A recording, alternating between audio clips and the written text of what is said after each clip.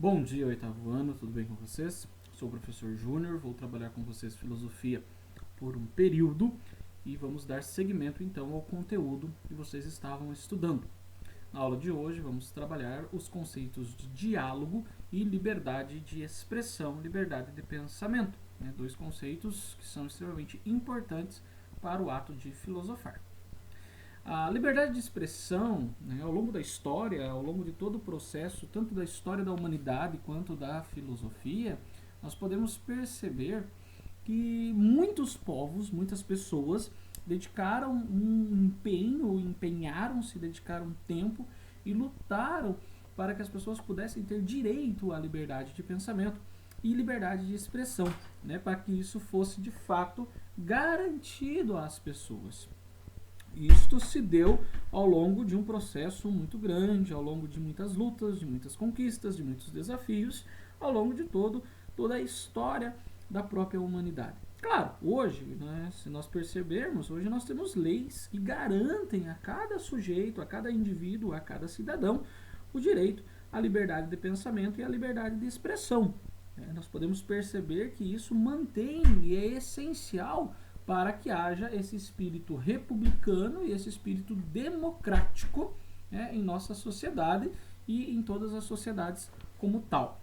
Interessante nós vermos que a própria Constituição Federal, lá no artigo 5º, né, no parágrafo 4 e no parágrafo 4 e no parágrafo 10, deixa muito claro, é livre a manifestação do pensamento. Sendo vedado o anonimato, em suma, é garantia constitucional o direito de se expressar.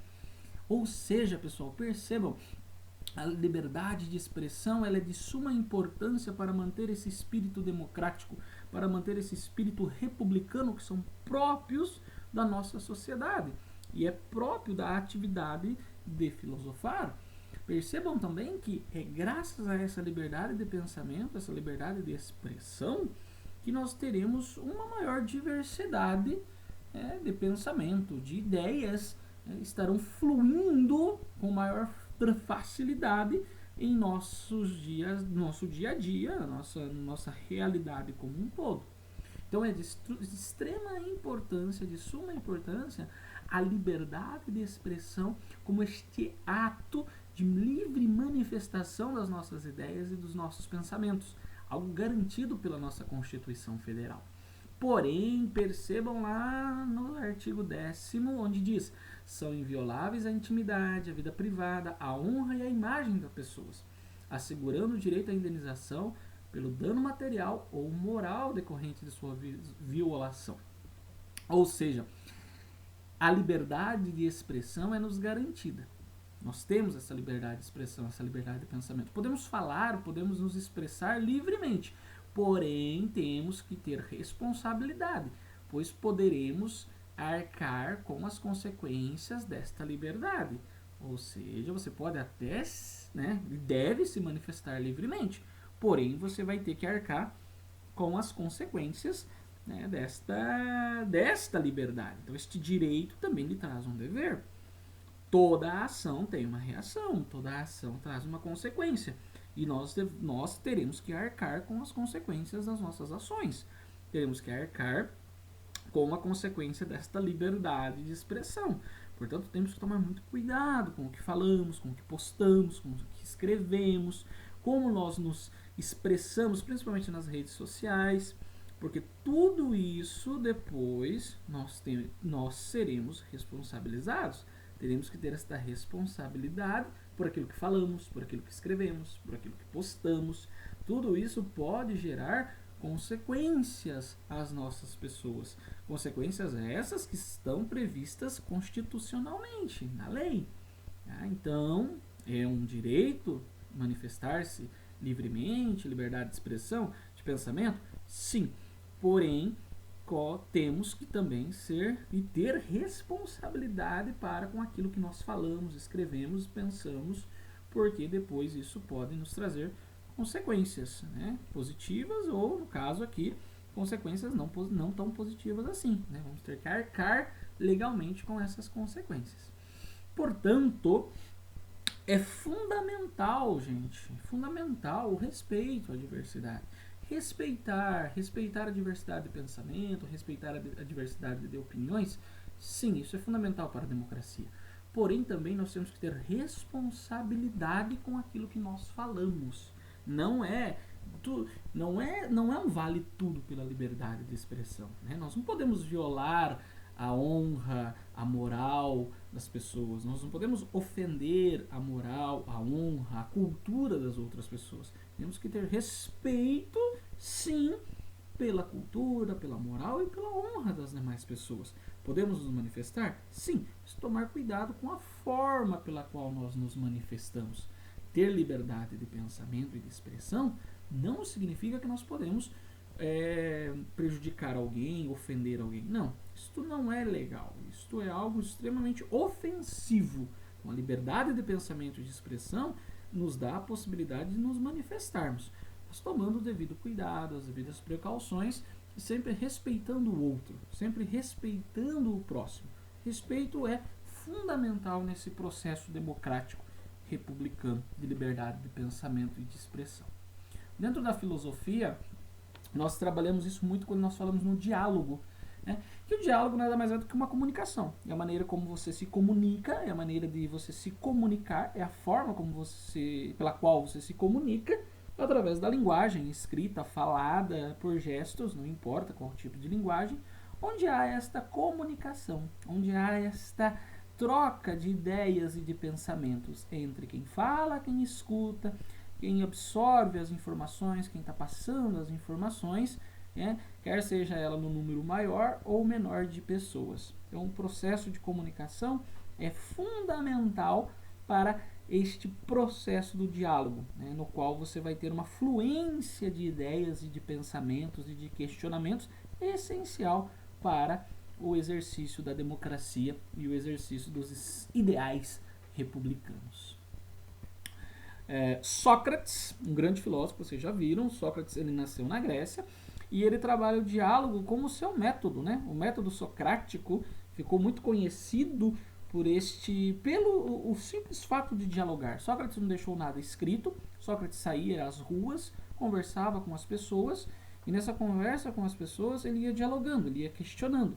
E aí ele criou um método socrático, né? Um método utilizado até hoje nas universidades, nas escolas, e é um método que se baseia em dois princípios. Então, o método socrático, o método do diálogo socrático, desenvolvido por Sócrates, se baseia na ironia e na maêutica.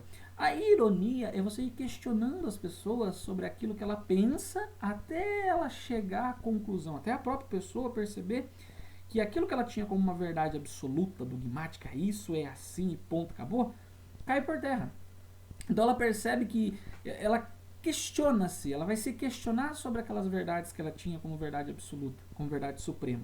Ela passa a se questionar. E ao passar-se a questionar-se, ela percebe que nada sabe.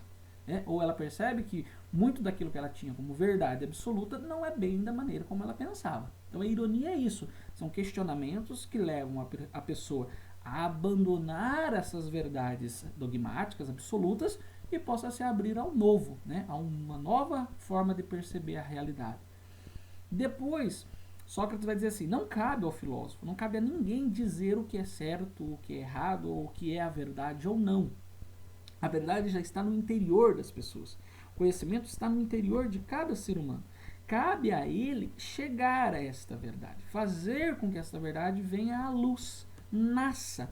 Então, o filósofo cumpre a função de ajudar as pessoas a chegar à verdade, ajudar as pessoas a fazer com que essa verdade venha à luz, nasça, parir, fazer nascer esta verdade que está no interior do homem. Por isso que Sócrates chama de maêutica, em homenagem à mãe dele, que era uma parteira. O método socrático, baseado no diálogo, na conversa, se dá através da ironia, questionamentos que levam a abandonar as verdades dogmáticas, e maêutica, pela qual o filósofo ajuda, o professor ajuda vocês a chegarem ao conhecimento, mas o conhecimento que vocês já possuem, está no interior de vocês. E eu apenas ajudo a fazer com que esse conhecimento venha à tona, venha à luz. Não é eu que vou dizer o que é a verdade, não. São vocês que vão chegar a esta verdade. Eu apenas vou ajudá-los a fazer com que esta verdade, que está no interior de cada um, venha a nascer. Ok? Esse é o método socrático. Esse é um método criado por Sócrates, né, baseado no diálogo, ironia e maêutica. E por último, um dos filósofos que trabalhou muito a questão do diálogo foi Hegel. Hegel é um filósofo alemão e ele vai trabalhar o conceito de dialética. Dialética ou diálogo é a mesma coisa.